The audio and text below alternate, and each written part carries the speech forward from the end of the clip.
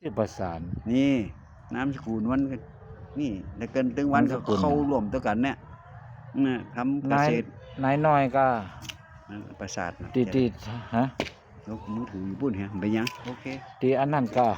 อะไรน ตีมันอยู่แถวนั่นน่ะแถว ตี หลั มั ง นทำบ้านดินล่ะ มันเป็นเกษตรเก่านะเดี๋ยวมันไปอยู่ในคนในเวียงมันน่ะแล้วมันย่ายอยู่พุ่นน่ะเดี๋ยวเข้าโครงการแพทย์แผนไทยด้วยกันโน่นนี่นั่นไงกะ อ๋อมันเป็น ทำ ทำงานเกษตรล่ะ ทำงานเกษตรแล้วมันไปทำนั่นน่ะเกษตรทฤษฎีใหม่ก็ทำแพทย์แผนไทยก็ทำเลยมันเป็นประธานของจังหวัดลำปางแพทย์แผนไทยน่ะสาขาทั้งบนที่น่ะตั้งใจคือด็อกเตอร์อย่างด็อกเตอร์นายางเนี่ยบุญเติมปีวงหมอนี่ เราเปลี่ยนความรู้กันดี ก็ดีกันดีได้นะถ้าไปดังนี่ก็ในเวียงก็ดร.สีสุกเนี่ย ครับนะ มันแบ่งกันไง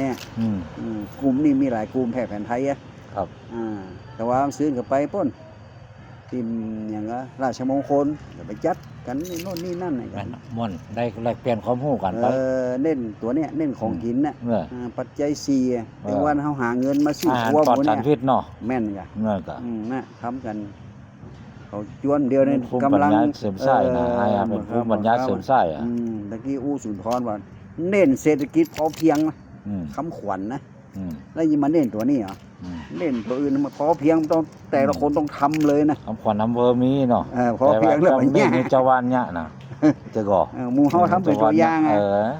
ได้กะโอเคนะได้กะ ขอบคุณที่ส่งคลิปกันดูคลิปกันเนาะ ได้กะขอบคุณเหมือนเดียวกันนะ